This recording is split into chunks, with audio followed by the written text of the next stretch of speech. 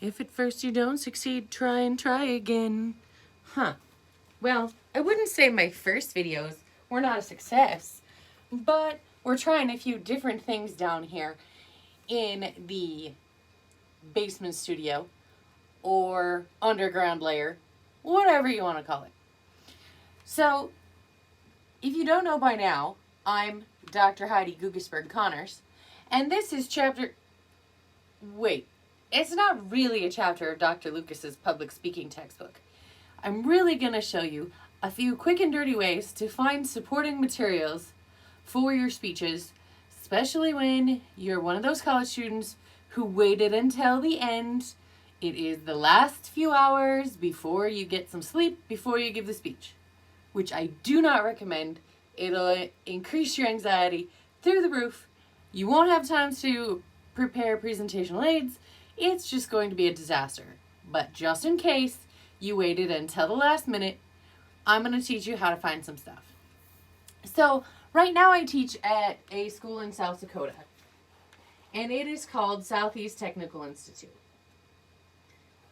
At Southeast Tech, they have, just like everybody else, access to an online library. So in order to get here, I went to Students, and then clicked on Library, and now you can see, if you are logging in, you will find plenty of materials available to you. First of all, the local newspaper for Sioux Falls, South Dakota is the Argus Leader, and you have access to that here. You also have access to an A to Z list of state library databases, because all of the South Dakota schools are linked together, so you can use library sources from anywhere across the state. There's also these general databases here, and I'm going to talk about some of those. To access these databases, you might have to use the off-campus database access, which is through VMware.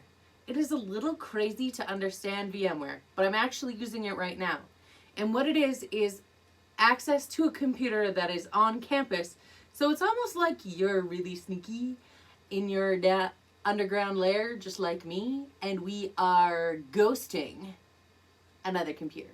Okay, if you're really a computer geek, maybe I'm not ghosting, but that's kind of what it seems like. So, I'm also going to go in here to the off-campus databases through VMware. If you have to put VMware on your computer, it's no big deal, and you can click here and get it set up.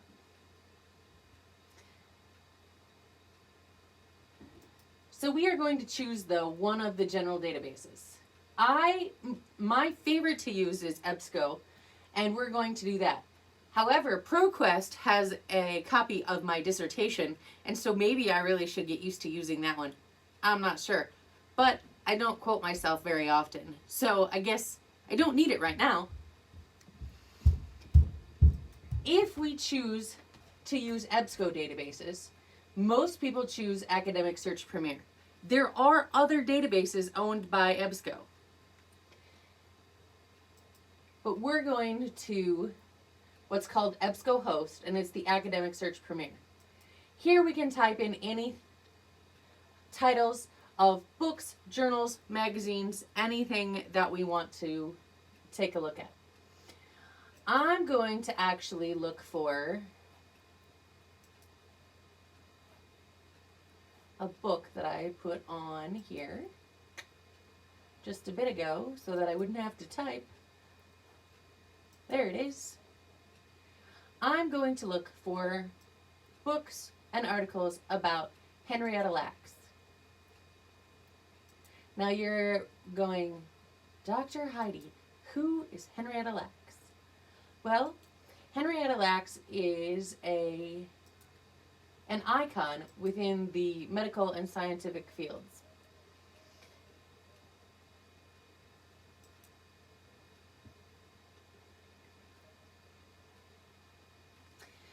So from here, you will find that she is the lady who unknowingly donated HeLa cells.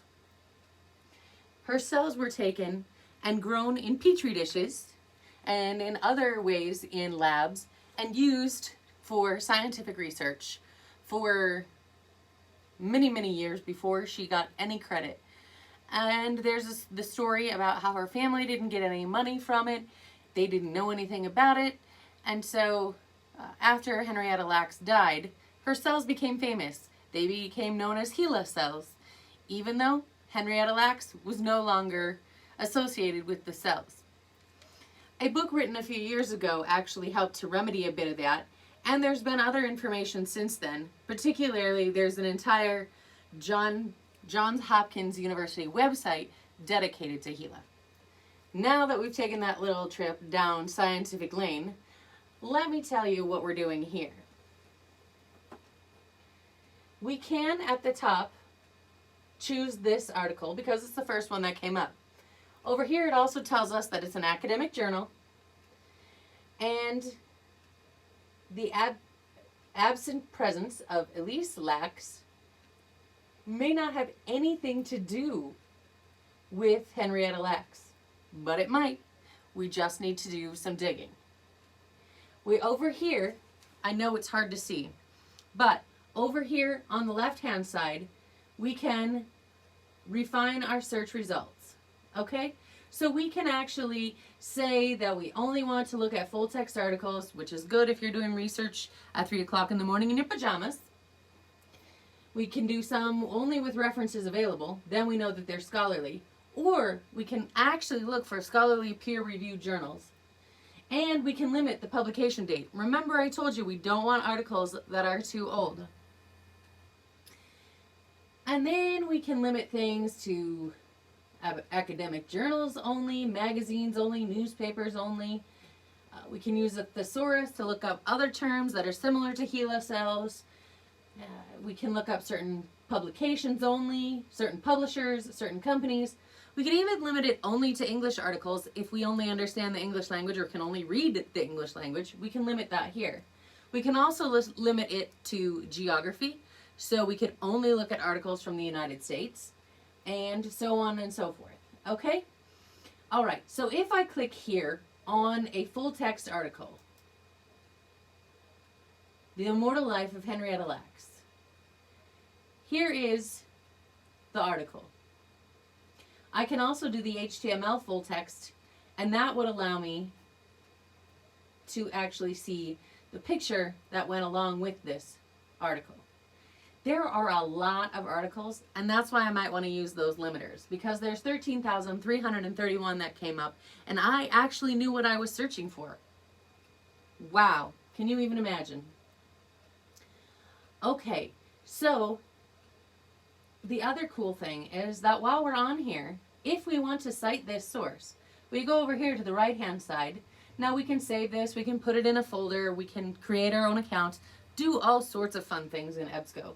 But there's also a cite link, and if you want to cite this in APA style, because I'm an APA person, I can go to APA, I can highlight it, I can right-click it, and copy it. The only thing that I need to remember is that when I go to paste it somewhere, say in Microsoft Word,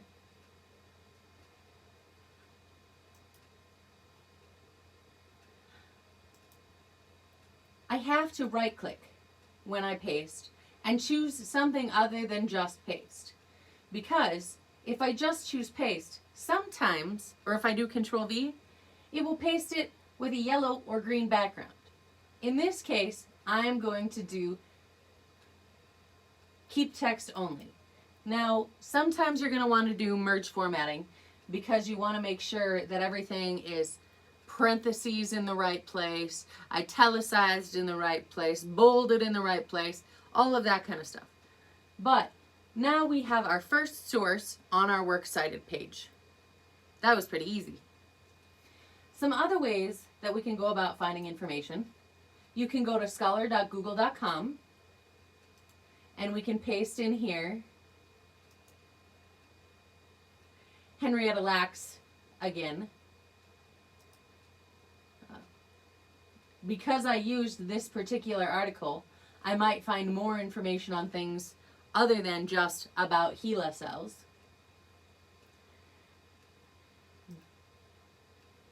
So I may go in and just look up Henrietta Lacks. Excuse me while I use my computer here.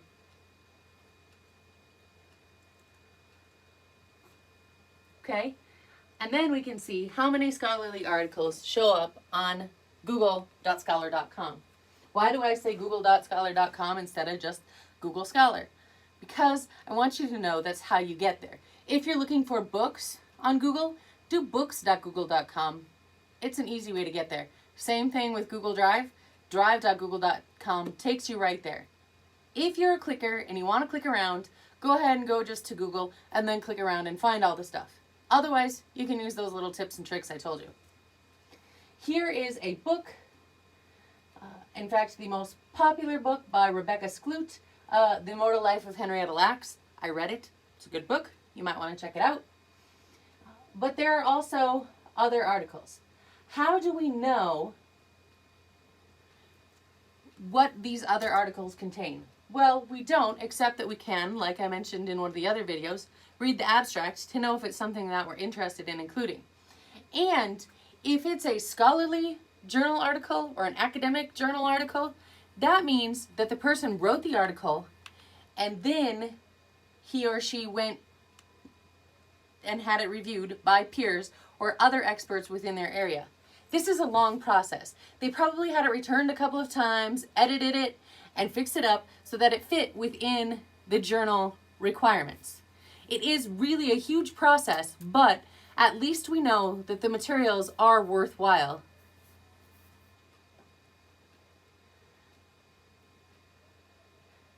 You can just Google, by the way, and not go to googlescholar.com. The problem with just Googling is how many sites and sources we're going to find. So at least this way, we've limited it to scholarly articles.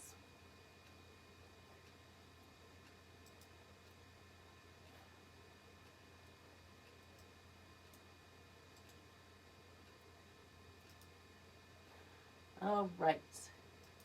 Some other things that we can take a look at. All right, we're back to our library here, but let's go over here to Amazon. This book is available in Kindle form, so you can download it right to your Kindle. Kindle apps are available for free on your smartphones, on your computers, tablets, iPads, you name it, it's there. We can also take a peek inside the book, The Immortal Life of Henrietta Lacks. So I've clicked inside the book, and we can take a look at the first pages, we can look at the index and table of contents, and we can also just ask it to surprise us. Not all of the pages of the book are going to be here. Why? Because Rebecca Skloot has to make some money. And she's giving money to Henrietta Lacks' family, and so we don't want them to not get the money that they deserve. This is, of course, copyrighted material. But for our purposes, we are able to at least go look at some of the information in here. If you see it's underlined, you can click on it, and it will open up that chapter. You can actually cite it from right here. Yes, you can copy, you can paste, and you can cite it from right here. We can't do this publicly. It's against the rules, against the law, to put this on display and do this kind of thing publicly. However, for research in higher education, for papers and speeches, we can do that. It's okay for one person to access the information, but not to copy and multiply and do all of those things. Because authors put a lot of time and effort into these books, and they deserve to get some of the credit. But here is a way to access the book. Then we can also cite the source. Now, I could go down to the bottom and I could find all the information and look in the APA style guide and cite it that way. By the way, APA is the American Psychological Association and MLA is the Modern Language Association. I'm not sure if you need to know either one, but most people in the English profession use Modern Language Association, and people within the field of communication haven't decided which one they like better, so people use either one. I used most often the American Psychological Association, or APA style, so that's what I stuck with. Why am I telling you all of this? Well, for our written documentation, if we go over just a little further, we should get to bibme.org. There are plenty of these sites out there. BibMe is just one of my favorites. BibMe can check your paper before your teacher does, aka me or one of your other professors, if you're writing a paper. For me, you're not writing a paper, you're writing a speech. And I don't want you to write it out word for word, so this might not come in handy for you for my class. You can, however, find a journal article, cite through here, you can cite a website, you can cite a book, a video, and a bazillion other sources if you click this other button. We are going to click book, and we are going to click and paste Henrietta Lacks and search for the book. Henrietta Lacks, The Legend of Henrietta Lacks is a book. Gila Cells of Henrietta Lacks is another book. And the list goes on and on. The Immortal Life of Henrietta Lacks is the one right here that I was talking about. So we can select that one. Here's the information they found. We can go to final step. It fills in all of this information for us. And we can create the citation. Sweet. And there it is. Now, we can just copy and paste this right into our Word document.